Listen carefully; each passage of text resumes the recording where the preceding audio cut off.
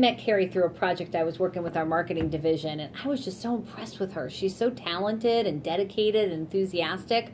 But for this mentoring session today, I want to make sure we get right down to business. Can't help but notice you're on a lot of big projects lately. So I was kind of pre-sharing before you came in. I want to talk about work-life balance. Well, that'd be great, because that's one of the biggest troubles that I'm having right now is as you take on each additional project, it takes time away from your family. That's one. And then also, how do you not become the go-to person? How do you also continue to progress in your career? Funny, I was talking with my boss, George Fisher, and I said to him, I used to think that supercalifragilisticexpialidocious was the hardest word in the English language, and I now think it's no. I would agree. Right, and no is the hardest word in the English language, especially for working moms and wives. So maybe we'll go through some of the basics. I know we've went through those before, but I think for our viewing audience, probably a good idea to go through some of the basics. So first of all, are you blocking in your Outlook calendar some personal time for you and your family way ahead, months ahead? I'm getting better at it. Okay. So getting better, still a work in progress. I have all of Dylan's games scheduled through the end of the year. Good. And then I try and have at least one date night every other week scheduled in. So the babysitter is his job, so that's dependent upon him coming through with that. But I'm trying, but haven't gotten to the vacations yet. I need to get to the vacation schedule. Yeah, that is so hard, right? To imagine that whole week off, right? So you're watching and you're thinking, wait, people take vacation? We actually do. Exactly. So one of the things too, and I go through the Outlook calendar every time with people, because I think we forget corporate culture, whether you're in a big company or a small company, is that if it's blocked in your calendar, people go through it and they go, oh, well, she's not available then, so I'll go for this next thing. And if we don't block it, it's so easy for people to go, oh, look, she's open at 7 o'clock at night. So I'll take 7 o'clock at night. So what I tend to do is also tell people I have a preference for early morning. Ooh, I love that. Yeah, so I will tell people that. So that's one of my other coping mechanisms is I don't mind getting up early, although you work out, so you've got to help mentor me on that. We had you going for a while. We did. I hurt that leg, right? I got to get back to it. So that's my goal for June. How about that? All right, that's good. Strategy. Yes. You'll help me. You'll meet me there. Okay, you got it. And by the way, as a side to the folks watching this, that's the key to a good mentoring relationship. It's not one way. It's a relationship, and it's not just business. Hopefully, you heard Carrie and I talking about it. We've introduced our family. Thankfully, they like each other. But that's part of it is seeing people in the whole environment. It can't be a once a month static kind of relationship you have versus reaching out. So that's the second thing about work-life balance. So have you set clear expectations with your team about work-life balance, with them so that it flows back up? Because I find, and you tell me, the bigger the team you manage, the more the team tends to not have work-life balance, and it also impacts you. Yes. So have you started asking them, I know we talked about it in the previous session, have you started saying what's your dinner night with your family? Absolutely. So, and I also have them tell me when their schedules are for games, what sports do your kids play, so that when the seasons come, I'm like, so Chris, your son's starting basketball now, right? So we'll start to see those games come on the calendar. And just to remind them that I'm good with it. That's great. And then when I'm leaving to go to a game or I'm leaving to do something with the family, I also let them know where I'm going. So it's not sneaking off as, hey, thank you guys for all you're doing. Make sure you get out of here soon. I'm headed to the game. See, I love that. And that's the key to work-life balance is not being ashamed of it. Right? There's such a drive for women to try to hide it. And that, to me, is the worst thing you can do. And so you're getting all this new responsibility, which is good for you. So all this is working. You're getting a lot of you're welcome, a lot of brand awareness, right? Hey, thank you. You're smart and talented. It's really a pleasure. But one of the things I notice is, so now you're giving stuff to your team, and the struggle generally for folks as they start to get VP ready is, how do I make sure people know what the team does and communicate what the team is doing in a way that's positive for the team, but also positive for you? Right? So do you have an internal communications plan right now that you send out to a broader audience about your team and what they're doing and how you're holding them accountable? I have the beginning of one. I do not have it where it needs to be.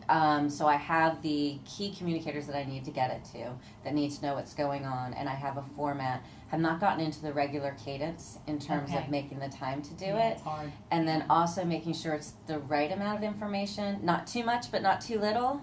Yeah, there's a fine line there between brag chart and need to know. Exactly. Right? So I think two things that I've noticed, and viewers, I hope this helps you as well, is as females and as female leaders, we really have a tendency to under-communicate. Well, that seems kind of counterintuitive because we're known as the people that use thousands of words a day more than our male counterparts do. But the reality is it's what we choose to communicate. Right. So we're much better about a personal communication, and we're much weaker about a broadcast communication.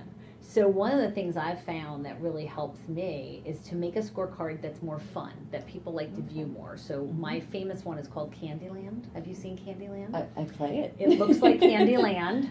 And I really defined the 4 big tasks of my previous team, and then the metrics underneath it, and then put the heroes for each of I those love things it. underneath that. And then I updated it, but what was fun was that people started to say, like, Candyland, like, where are you in Candyland? And did that one turn green? And did that one turn purple? And right, because Yep. they were all like light shades to go darker. I'll send you that format That would be great. and see if that helps. Yes. So the other part of that internal communication is the performance agreement. So kind of the last thing I wanted to talk about today was you're getting all these projects Yep. and your mid-years coming up. Yes.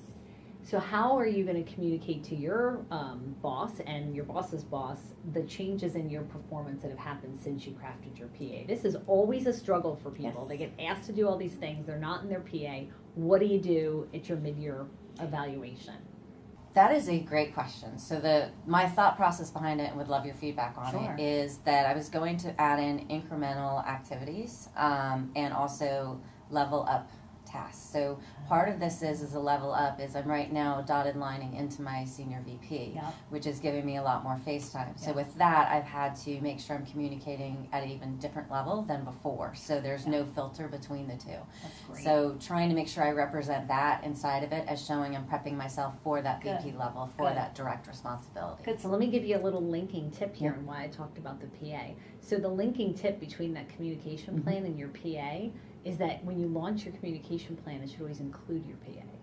And you should always say then to your customers, right, and to your team, here's what I now communicated on my PA. And that gives you that opportunity not just to communicate it to your stakeholders, but also to make them feel like you're holding yourself and your team accountable in the PA process as part of the communication. It turns it into a scorecard rather than a brag card. And then in your mid-year, that gives you the opportunity to attach that communication plan as the proof of what you and your team are doing, as opposed to try to answer kind of the free format that's already there. Okay. So it kind of brings that full circle together of you having a communication plan that everybody agrees is communicating the priorities of yourself and your team. Beyond your PA, because as you add things, it comes in. Living, breathing scorecard that everybody will have accepted by the time your PA review comes around, attaching it to your PA so that it becomes proof of performance. I love it. So, Carrie, I always like to wrap up with a couple things I want you to do for next time, right? So the first one is you're going to work on that communication plan. I'd love to give you feedback. You can send it to me. You can email it or just bring it to our next meeting. I'd love to help you with a little bit of the jazz hands. One of the things is always, as you communicate a level up, is making sure that it hits your audience. So I'm happy to help with that. Thank The you. second thing is, let's bring a 90-day calendar with you. Let's you and I take a look at some of your time management together.